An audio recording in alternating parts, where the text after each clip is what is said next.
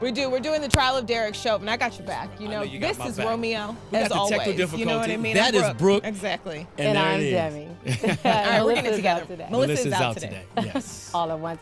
On today's report, former LAPD officer Brian Bentley and former Miami-Dade police officer George Nunez will be joining us to discuss the Derek Chauvin trial through the lens of law enforcement.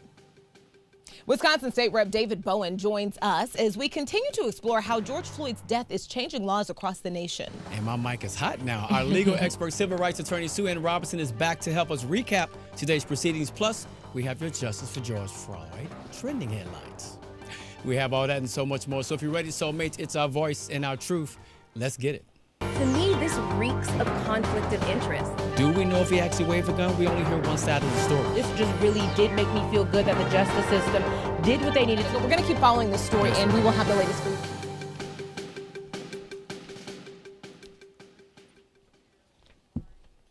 It is day 8 in the trial of Derek Chauvin. He is charged with murder and manslaughter in the death of George Floyd. Here's a quick breakdown of what went down today. Multiple states' witnesses took the stand, including Mackenzie Anderson, a forensic scientist with the Minnesota Bureau of Criminal Apprehension.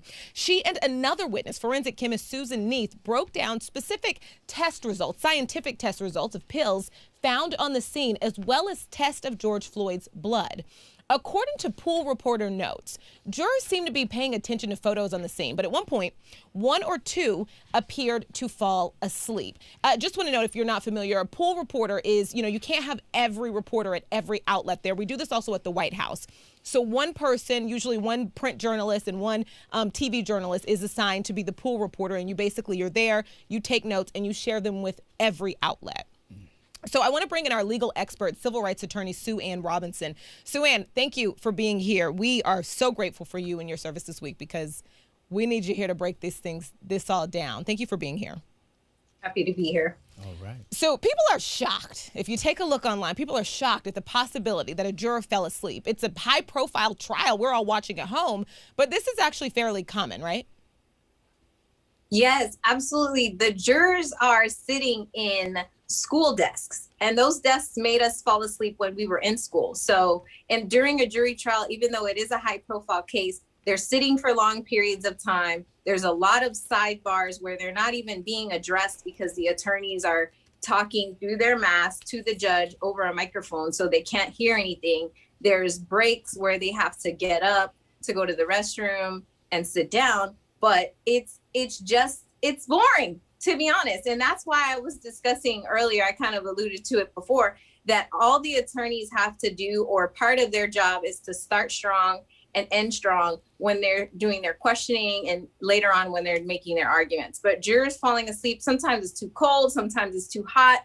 I mean, it doesn't take away from the fact that they're engaging in listening. That's why there's many jurors, and they're going to be instructed to rely upon their own recollection when they go back to deliberate. I'm sure they're going to ask each other and have discussions with each other because that's what they're supposed to do. But, jurors do get tired. It's a long day and they're sequestered. So it's not something that's unusual. It doesn't signal that the case is so boring and they don't care about it or anything like that. It's very natural. Well, let's get to the case. What stood out to you today? Today, what stood out for me is when the prosecution came with the receipts about Chauvin's training. They put up the 866 hours of paid training that he had and his 19 years of being a police officer, and said, do you think an officer with this much paid training and this many hours and this many years being on the force would be intimidated by the crowd that was out there? And Jody Stiger said no. So it was the receipts for me today. The receipts for me. Love it. Thank you so much for joining us yet again, Sue Ann. So James Ryerson, senior special agent with the Minnesota Bureau of Criminal Apprehension. He also testified today, putting George Floyd's drug use into question. Take a look. Publish Exhibit 1007, and I'm going to ask you, sir, to listen to Mr. Floyd's voice.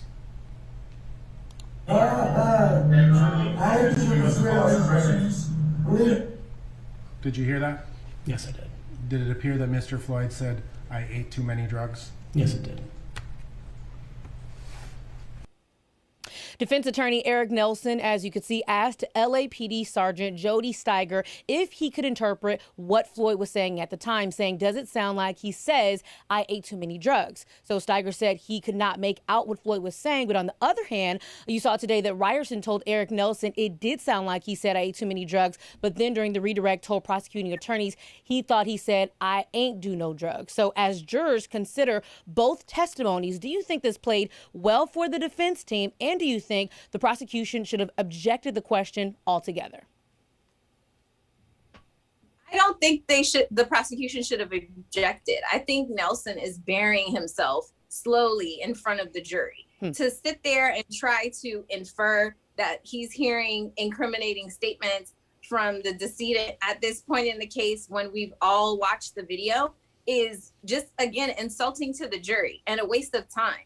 If it wasn't completely 100% clear what he was saying, he should have never introduced it. That's one of those things that he probably came up with on a late night when he was really struggling. He's grasping at straws at that point when he's trying to invent language and put words in a dead person's mouth. That's ridiculous.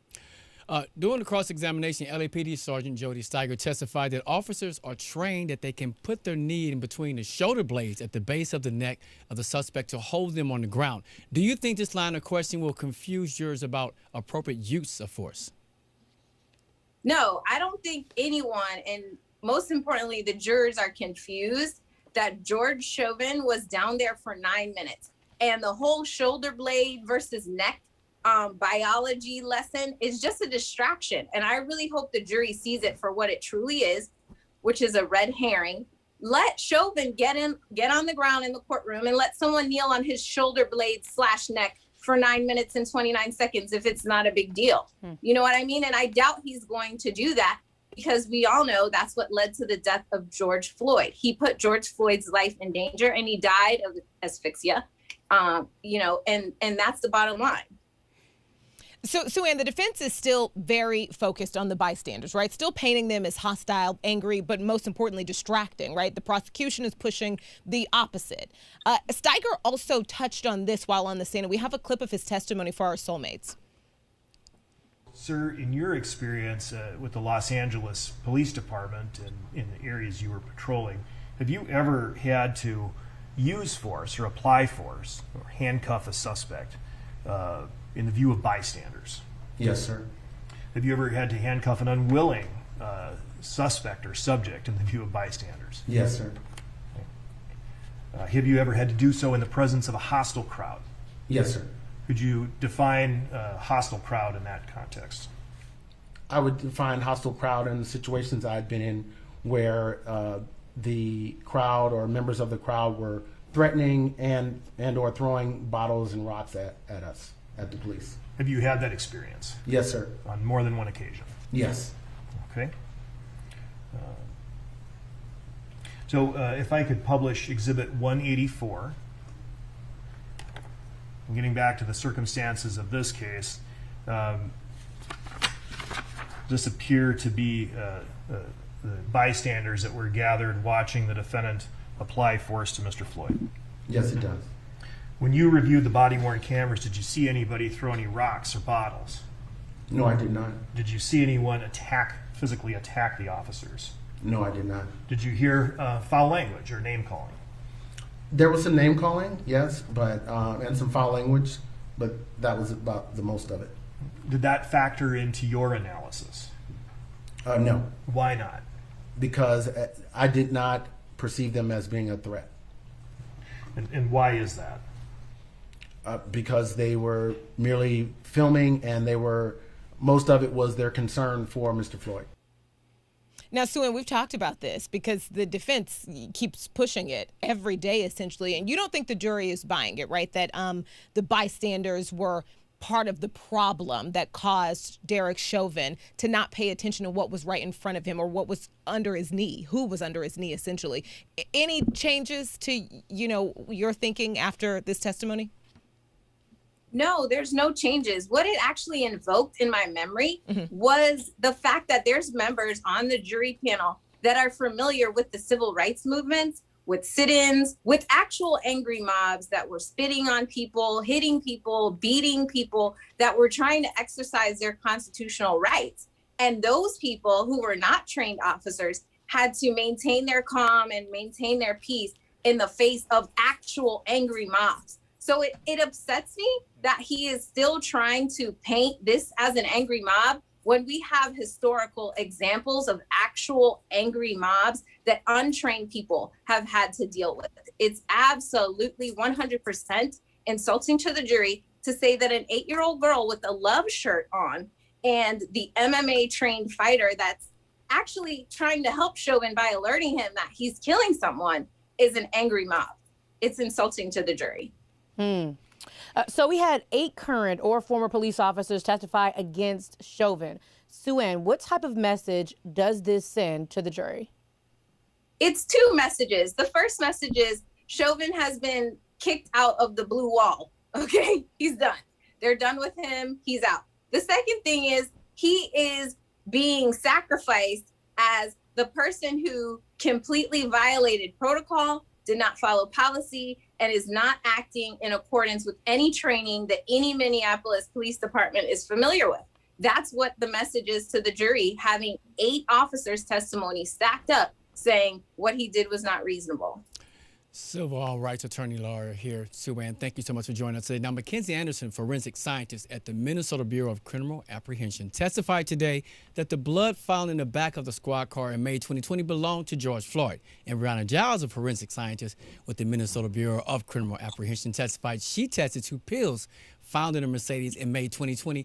What was the purpose of the DA's team calling them to the witness stand? And did anything stand out to you about their testimony?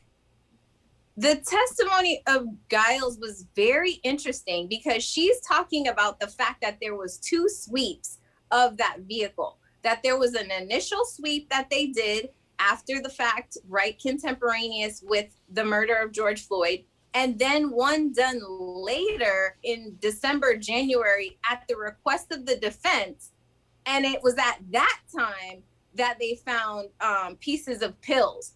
And Judge Cahill commented that it was mind-boggling. What I'm hoping is the defense calls it what it really is, which is BS. Because how can trained forensic, everyone watches those shows, how detailed their job is, what they have to do, the tools they have to say we didn't catch the pills the first time around. But after the defense requested another sweep of the car, now we found drugs that miraculously goes exactly with the defense theory that George Floyd was under the influence and George Floyd was involved in drug activity. I really hope that the state has the kahunas to really call that finding after the fact what it really is.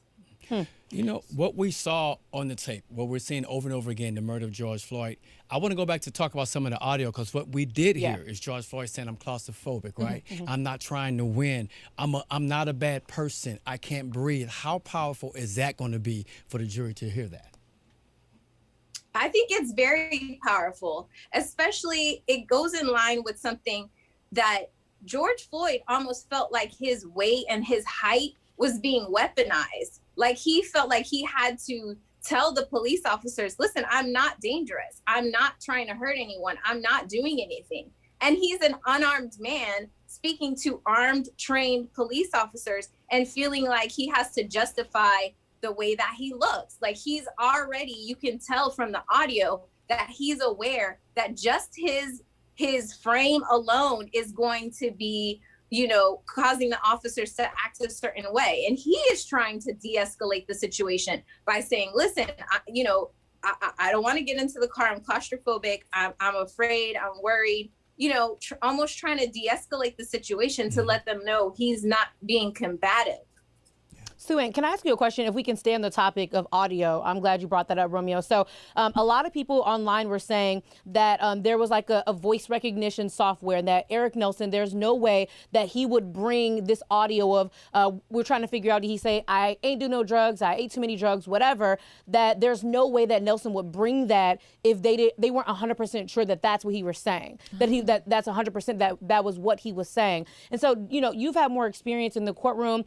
Is that legal to even bring audio and kind of like coerce a witness into, you know, telling them this is what they said. Can you explain that just a little bit more? Because I thought that was very intriguing how it went back to, like, we still don't know what he really said.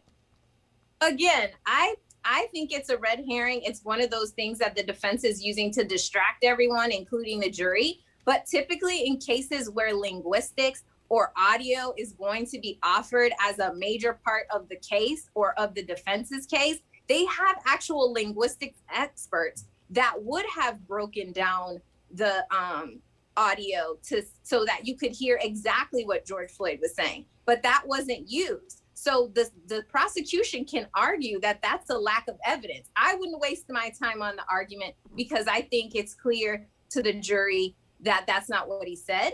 But they can argue, the prosecution can argue that that's a lack of evidence, that the defense didn't have an expert, that they didn't break down the audio so that the jury would know exactly what they were saying, that they were just kind of throwing things against the wall to kind of see what the witness was going to say. So I think that makes the state's case stronger because the defense is losing credibility with the jury. That is good. Thank you so much. We love having you here. Yes, we do. We really do. And we're going to see you tomorrow again. So this is not your last day. We're bringing you back again tomorrow.